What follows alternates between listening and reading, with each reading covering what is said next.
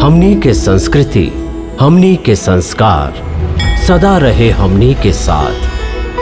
भारत के महान ग्रंथ और काव्य सब के संपूर्ण संकलन सब्सक्राइब करें तिलक।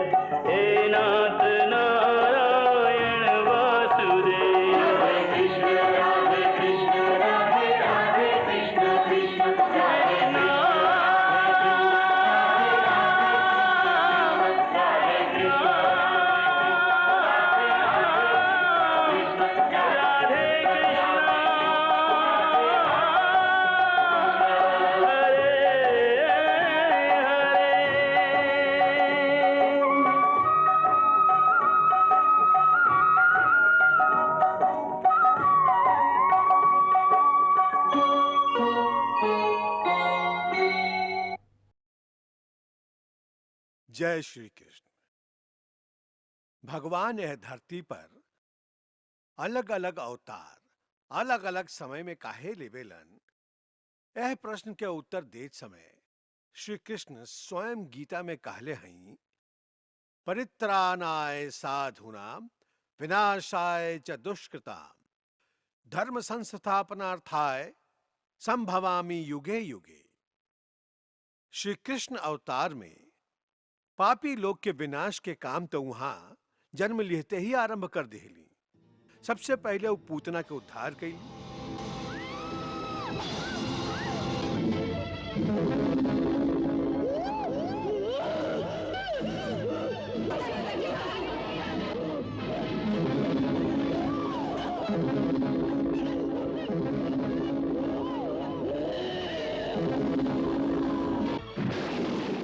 ओकरा बाद कागासुर और तृणावर्त के नाश के लिए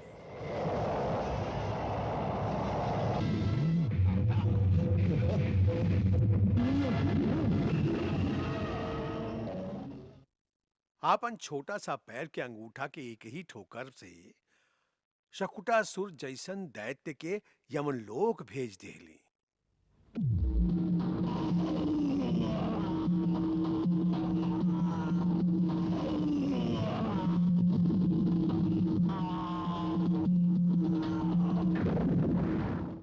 थोड़े का बड़ भैली तब बकासुर, अगासुर और कालिया नाग के मर्दन कैली।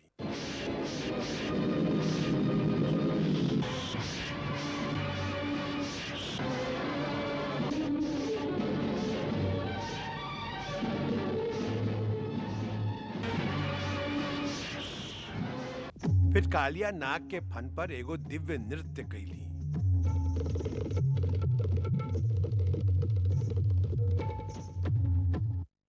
ई दैत्यन के संहार और मर्दन करे के अलावा भगवान कृष्ण एह अवतार में आपन भक्तन के हृदय के रिझावे खातिर जे परम सुंदर बाल लीला कैली।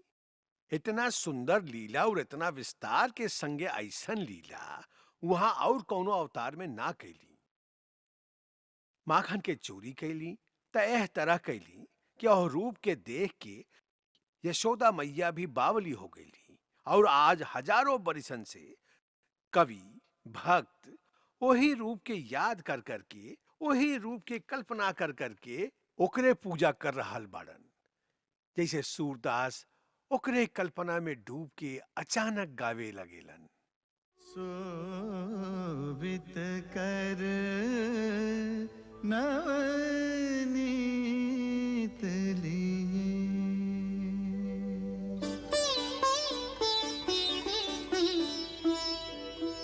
घुटुरु न चलत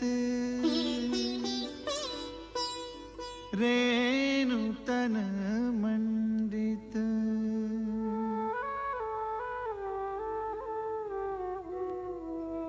रेणु तन मंडित, मुख दधि लेप किए,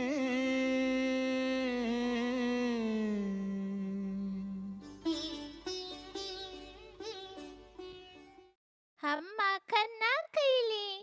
श्री कृष्ण के यह अवतार के ज्ञानी जन भक्त जन प्रेम अवतार भी कहेलन। अब प्रेम के अवतार एह नाम के सिद्ध करे खातिर वहां श्री राधा जी के संगे अद्भुत प्रेम लीला कैली। आजा रे कन्हैया तो है राधा बना दूं, ओ मुरली वाले जग से निराले। प्रेम के बिना संसार में खाली घृणा ही घृणा रह जाई और वह घृणा के अंत हुई एगो महाविनाश, ऐसन महाविनाश जैसन महाभारत में भइल रहे। श्री कृष्ण महाभारत में विनाश भी दिखौली और ओकरा संगे ई भी दिखौली कि जीवन के सुंदर बनावे के एक ही तरीका है, प्रेम, खाली प्रेम। प्रेम के द्वारा ही भक्ति के मार्ग मिलेला और भक्ति के मार्ग अंत में फिर प्रेम के मंजिल तक ही पहुंच जाला। प्रेम डगर पे चलते चलते भक्ति की पावन नदियाँ आए, भक्ति की नदियाँ बहते बहते प्रेम के सागर में खो जाए। यू स्थान है जहां पहुंच के भक्ति और प्रेम में अंतर ना रह जाला। वहां पर आत्मा के परमात्मा से मिलन होखेला और ओह परम मिलन के एगो उत्सव होखेला। वही उत्सव के नाम है महारास। माँ परमात्मा के मिलन का मधुमास है, ओ त्रिभुवन का स्वामी भक्तों का दास है। कृष्ण कमल है, राधे सुवास है, ओ इसके अवलोकन की युग युग को प्यास है। महाराज जे भगवान कृष्ण राधा और सगरे गोपियन के संगे रचौली। ऊ महाराज जहां हर आत्मा के ऐसन लागेला कि परमात्मा खाली ओकरे है। यह है श्री कृष्ण जे हर गोपी के हर भक्त के खाली आपन ही दिखाई देलन। आपन प्रेमी आपन परमात्मा सबके अलग अलग दिखाई देलन, बाकी फिर भी वो एक ही बाड़न। एको अहम द्वितीयो नास्ति, यह गूढ़ रहस्य है महारास के। अब यहाँ से श्री कृष्ण के कथा के एगो नया मोड़ आवेला।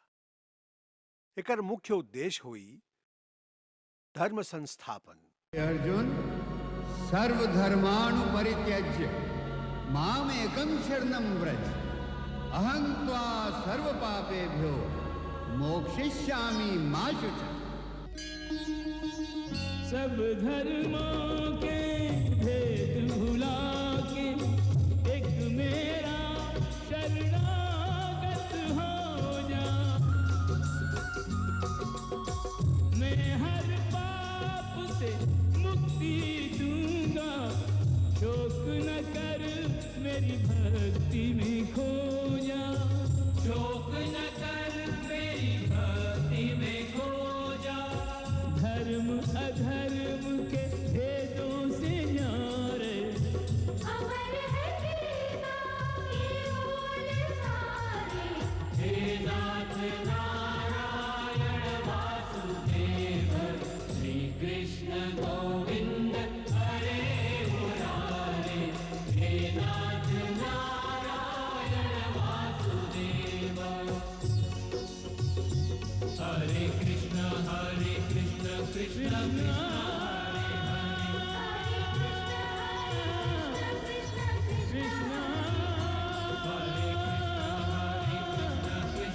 हरे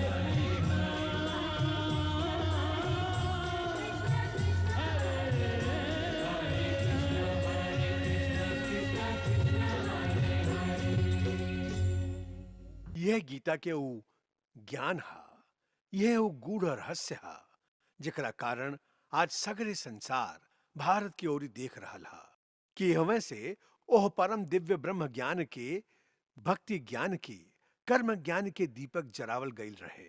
गीता के ज्ञान वहां महाभारत के युद्ध में दिहले रही।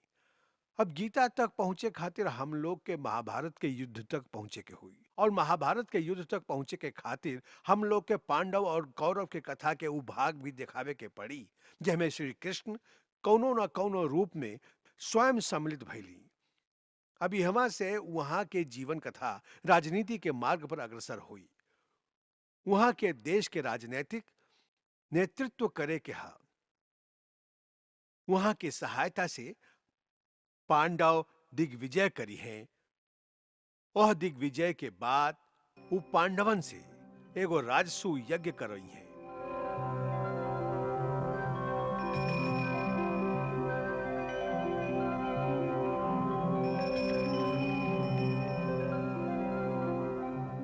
और वह राजसू यज्ञ में जब भगवान कृष्ण के अग्र पूजा कइल जाई, वह समय वहां के हाथ से शिशुपाल के वध हुई।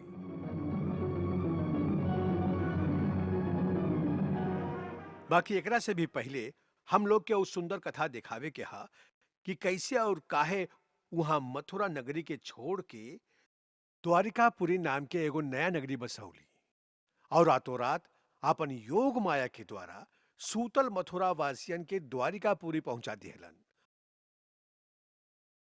असल में वहां द्वारिका नगरी के बसावे के संकल्प ऐसे कैली कि काल्य वन के मृत्यु होखला के बाद भी जरासंध मथुरा पर आक्रमण कईल ना छोड़ले रहे।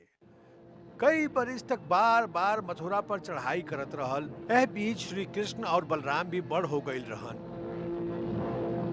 हर बार जरासंध नया सेना लेके आवत रहे और हर बार वो कृष्ण बलराम के हाथ से परास्त होके वापस जात रहे।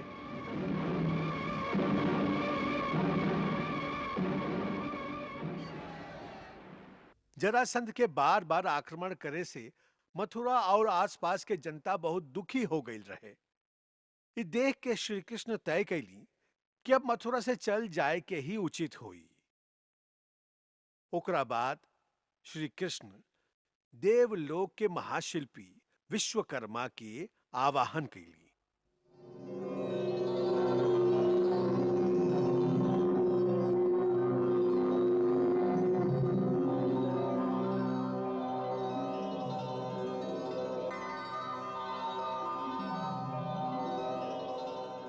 प्रभु के श्री चरण में सेवक के प्रणाम।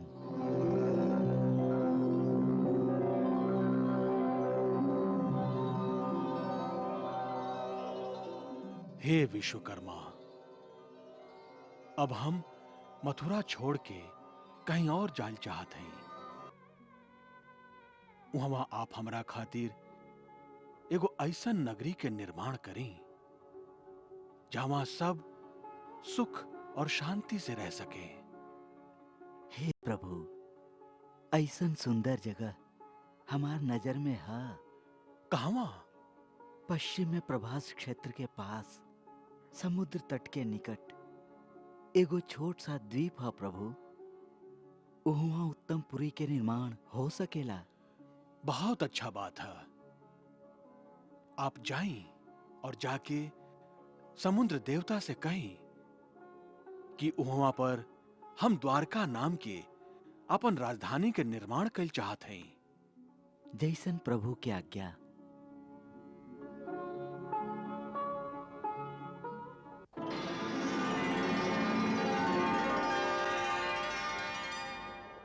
हे देवता, हे रत्नाकर, विश्वकर्मा के प्रणाम स्वीकार करें। देवशिल्पी, आपके स्वागत है। हे देवता, हम भगवान श्री कृष्ण के आज्ञा से आपसे प्रार्थना करे आयल हैं कि प्रभु हमके एह कुशा स्थली पर वहां खातिर नया नगर निर्माण के आज्ञा दिले हैं। ऐसे हम आपसे ही प्रार्थना करे आयल हैं कि अपन जल के पीछे हटा के हमके कुछ भूमि प्रदान करें। और वहां के कहले हैं कि जब यह धरती पर अपन लीला समाप्त करके वो गोलोक पधरी हैं, तब ही भूमि आपके लौटा दिहल जाए। जय आज्ञा। प्रभु की इच्छा जान कर जल को लिया समेट, किया सिंधु ने नाथ को द्वीप द्वारिका भेंट, जल को लिया समेट।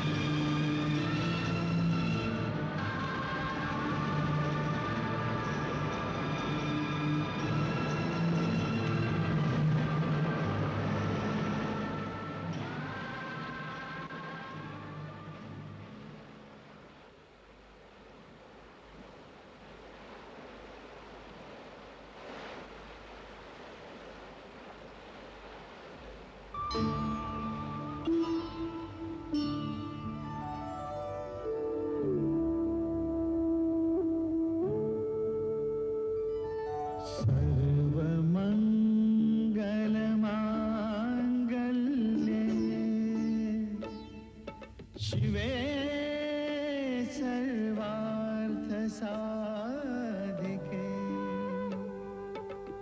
शरण्ये त्र्यंबके गौरी, नारायणी नमोस्तुते।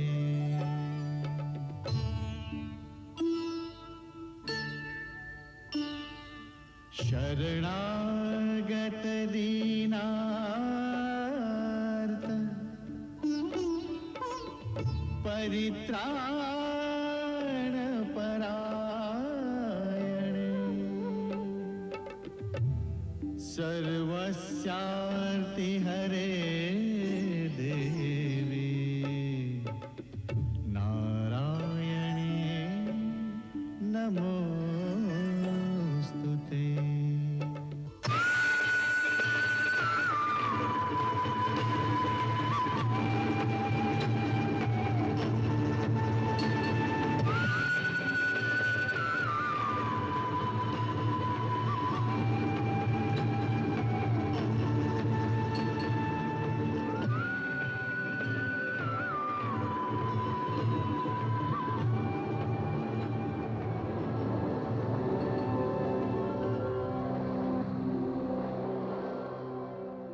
हम तोहार भक्ति से प्रसन्न हई। वर मांगा, का इच्छा है वत्स? हे माई, कोनो भी प्राणी संसार में छोट या बड़ काम कइल चाहे त खाली शक्ति के द्वारा ही कर सकेला। हे माई, हम भगवान श्री कृष्ण के इच्छा से वहां के खातिर एगो नगर के निर्माण करे जा रहा हई, और ये काम आपके कृपा के बिना कैसे हो सकेला। ऐसे हे माई, हमार मन में रचनात्मक शक्ति के संचार करें। और हमके अपन बालक जान के आपन कल्पना रूपी शक्ति के द्वारा हमार मन में द्वारिका के एगो ऐसन चित्र अंकित कर दीही जेकरा देख के प्रभु प्रसन्न हो जाए और माई हमार काम सफल हो जाए।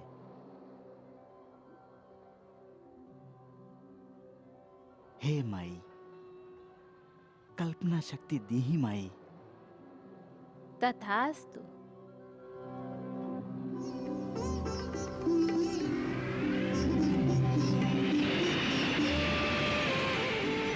कह कथा सुमहाशक्ति ने धरा कल्पना रूप, शिल्पी के मस्तिष्क में हुआ प्रकाश अनूप, हुआ प्रकाश अनूप।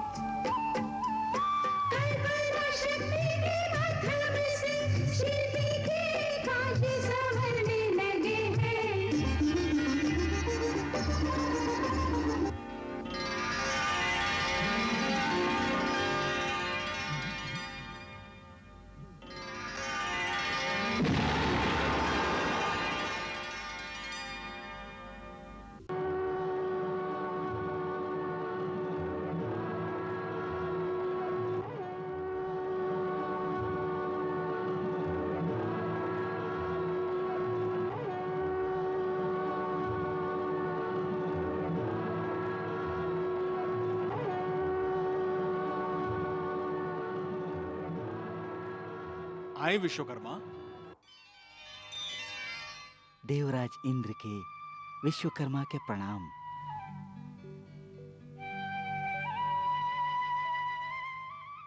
हे देवशिल्पी, इस समय आप प्रभु के महान सेवा करे जा रहल हैं, जेकर सौभाग्य सगरे ब्रह्मांड में आज तक केहू के नहीं मिलल। मतलब जिनकर संकल्प मात्र से सगरे ब्रह्मांड के निर्माण हो जाला, उनकर आपन घर के निर्माण आप करे जा रहल हैं। एह ऐतिहासिक अवसर के हमहू गमावल नहीं चाहत। ऐसे आपसे हमार प्रार्थना है कि एह महान सेवा में कुछ योगदान के अवसर आप हमके भी प्रदान करी। देवराज, सेवक की आज्ञा दी। कहीं आपके का इच्छा है? हमार अमरावती में जौन सभागृह में देवता लोग के सभा होखेला, ओ सभागृह में जब तक बैठल रही तब तक प्राणी के ना भूख प्यास सतावेला, ना बुढ़ापा आवेला, ना ही मृत्यु लोक के कोनो नियम वहां लागू होला। हमार परम कामना है कि स्वर्ग लोक के ओह सुधर्मा सभा के प्रभु के सेवा खातिर द्वारका में स्थापित करी। ऐसे हम अपन सुधर्मा सभा के भवन के स्वर्ग लोक से अपना संग ही उठा ले आयल हैं।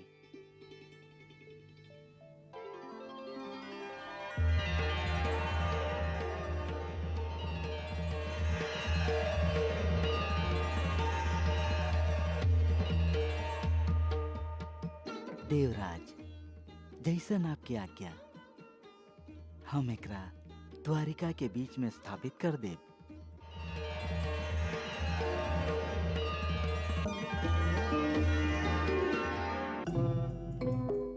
हे विश्वकर्मा, हमार भी एगो प्रार्थना है। देवता लोक के कोषाध्यक्ष यक्षराज कुबेर के विश्वकर्मा के प्रणाम। कहीं देव सेवक खातिर का आज्ञा है? हम हूँ प्रभु के श्री चरण में आपन सेवा अर्पित कर चाहत हई। ऐसे हम ये अक्षय पात्र द्वारिका के ऊपर आकाश में रखे आयल हई, जैसे द्वारिका में रहे वाला कोनो भी प्राणी के घर में कब्बो कोनो वस्तु या संपदा के कमी ना रही।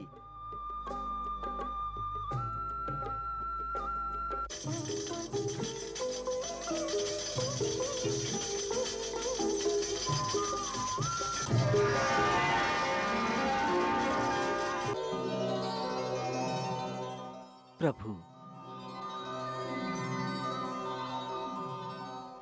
आपके आशीर्वाद से और देवी भगवती के शक्ति के द्वारा द्वारिका नगरी के निर्माण कार्य सफल हो गई।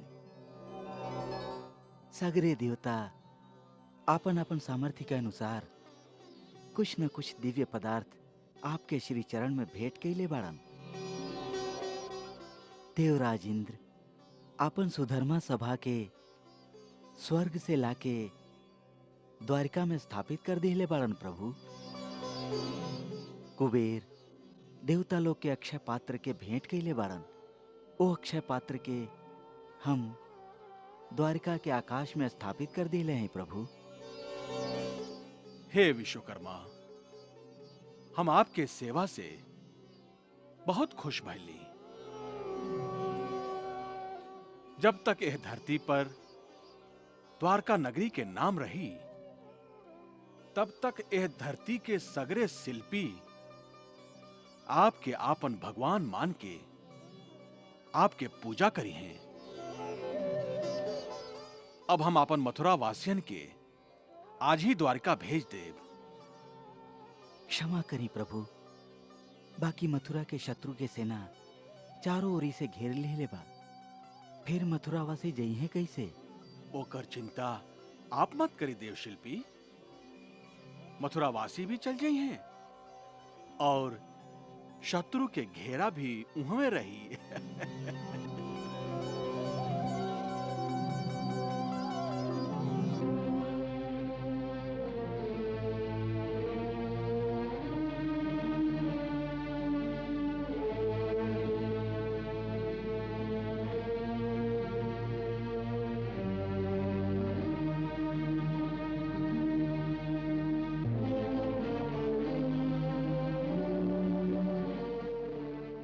प्रभु, आप हमके बुलौली?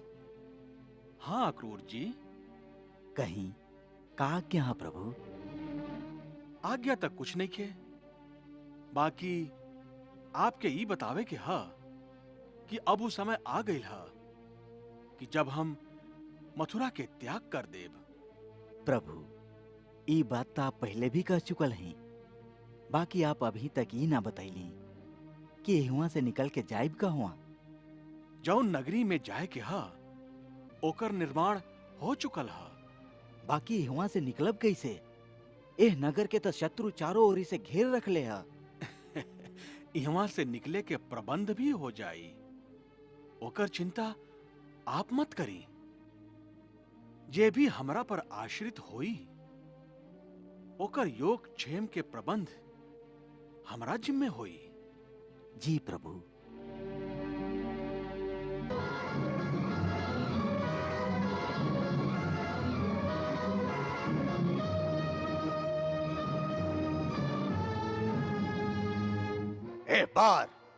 एह बार हम युद्ध ना करब, बल्कि एह नगरी के भूखे मार देब।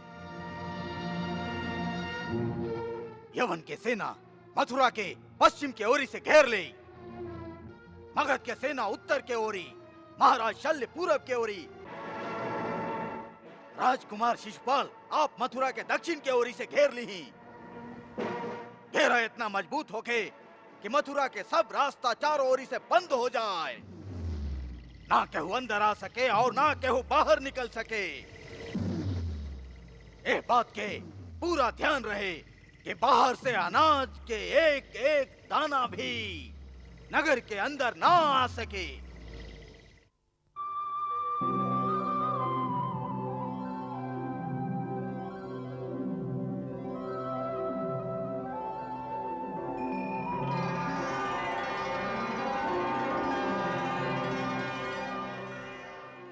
चरण में दासी के प्रणाम स्वीकार करी प्रभु। हमरा खातिर का आज्ञा है सर्वेश्वर?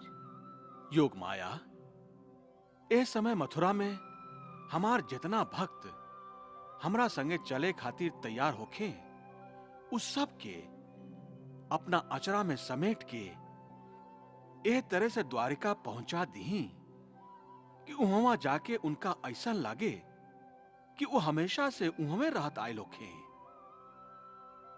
वहां जाए वाला हर प्राणी के अंतर मन में जे भी कामना निहित होखे, उस सब के पूरा कर दा। जी आज्ञा सर्वेश्वर। तथास्तु।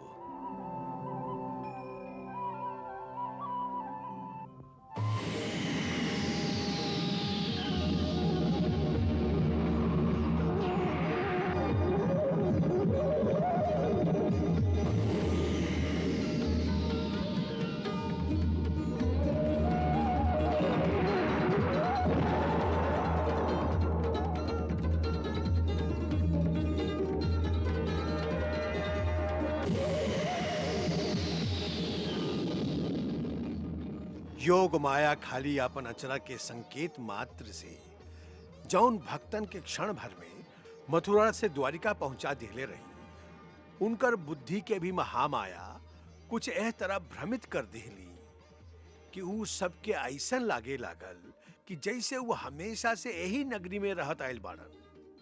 उनका यह बात के भान भी ना भइल कि ऊ कोनो दूसर नगर से यहाँ आयल बाड़न। उनकर जीवन के दैनिक व्यवहार वही तरह चले लागल जैसे हमेशा से चलत आयल रहे। सब गईलन, बाकी श्री कृष्ण और बलराम ऊ लोग के संगे ना गईलन, काहे कि उनका जरासंध के संगे कुछ लीला करे के रहे। जरासंध के सेना मथुरा के इर्द गिर्द चारों ओरी से घेरा डरले ठाड़ रहे। उनकर यह घेरा से मथुरा के छुड़ावल जरूरी रहे। ऐसे श्री कृष्ण और बलराम अकेले ही बाहर निकल के आकाश मार्ग से भागल शुरू कर दिहलन।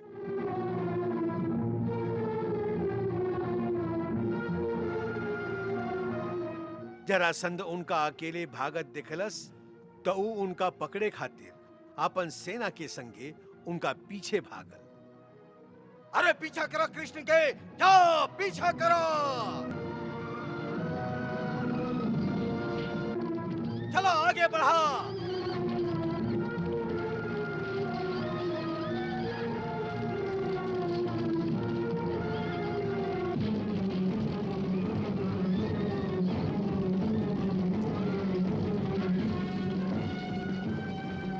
जा न पावे, हाँ?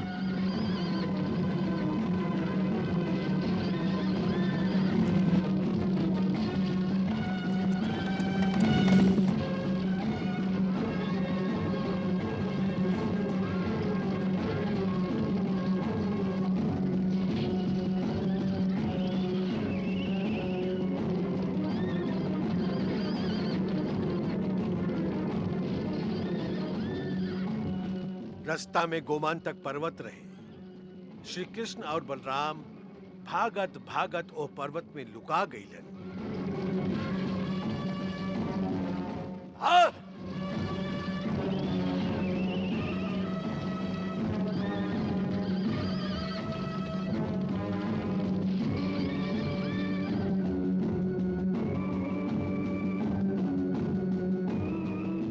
जरासंध सगरे पर्वत के घेर के ओकरे चारों ओरी आग लगा दिहलस।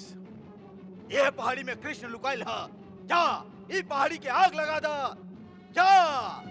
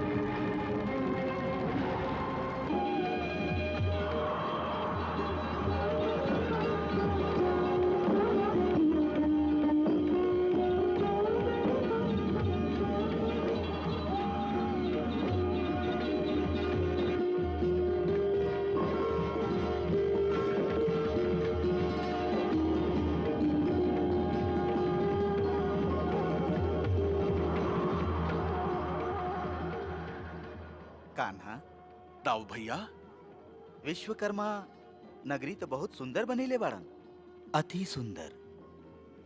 चला दाऊ भैया, देखल जाए। हाँ हाँ, चला देखी।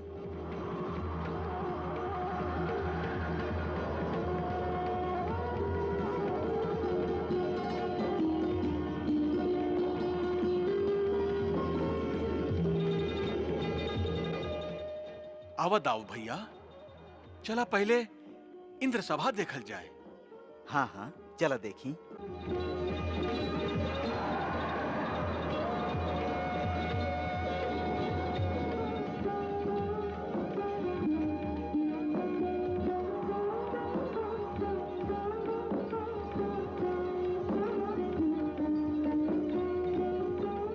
इतना सुंदर जगह कहाँ से ढूंढला? आप ना पहचान ले दाऊ भैया, असल में ये द्वीप आपके ससुराल वालन के ही संपत्ति है। हमार ससुराल? हाँ, हम कुछ समझ ली ना कान्हा। जौन राजकुमारी रेवती से आपके ब्याह निश्चित भइल हा, ई जगह उन्हीं के दादा महाराज रेवत के राजधानी रहे कबो। ऐसे ई आपके ससुराल वालन के ही संपत्ति भइल। तो चली दाऊ भैया, चल के गृह प्रवेश करी। हाँ हाँ, चला।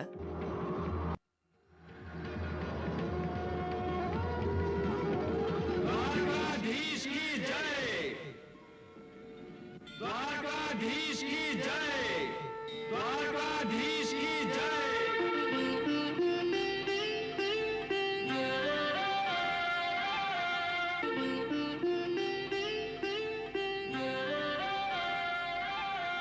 हाथ जोड़ विनती करें सब श्रद्धा के साथ। निज नगरी में आपका स्वागत है श्रीनाथ, स्वागत है श्रीनाथ।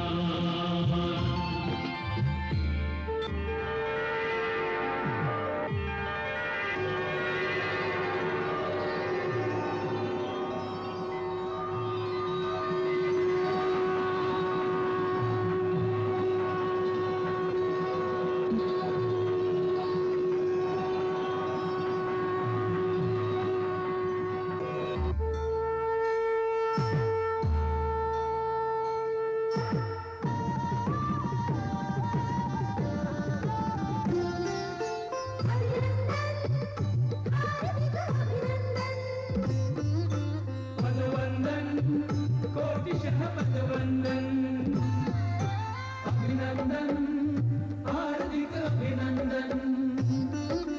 पदवंदन, कोटिशः पदवंदन।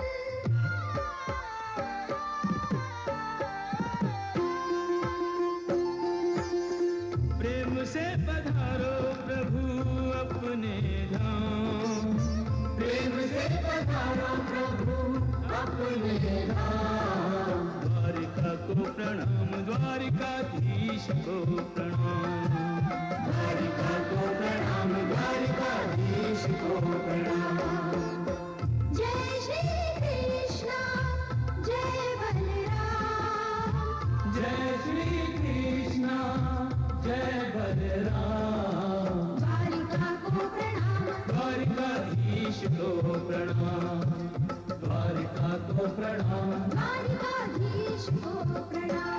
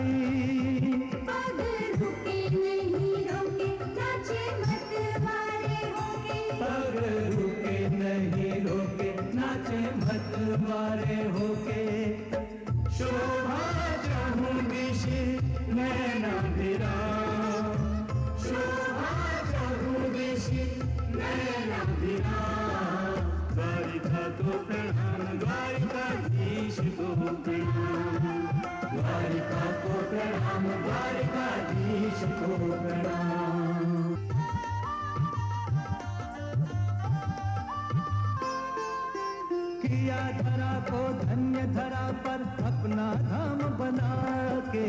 देव हरे जय देव हरे। मृत्युलोक को अमर किया गोलोक यहाँ पर लाके। देव हरे जय देव हरे। मुक्ति द्वार खोला जीवों पर द्वारावती बसा के। देव हरे जय देव हरे। पाप ताप संताप मिटेंगे इस तीरथ में आके।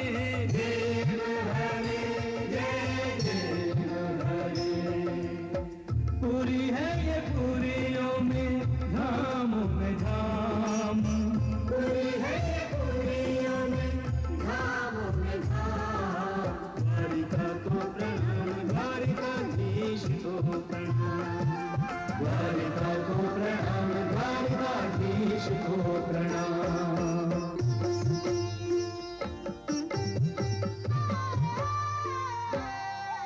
एहि विधि त्रिलोकीनाथ को उनके भवन पधराए के। बहुभांति नर्तन कियो सुरगणनाथ के गुण गाए के। गरिमामयी द्वारावती को शीस पुनि पुनि नाय के। प्रस्थान निज निज धाम को सब करत आशीष पाए के। प्रस्थान निज निज धाम को सब करत आशीष पाए के। प्रभु से आशीष पाए के दिव्य दर्शन पाए के। कृष्णा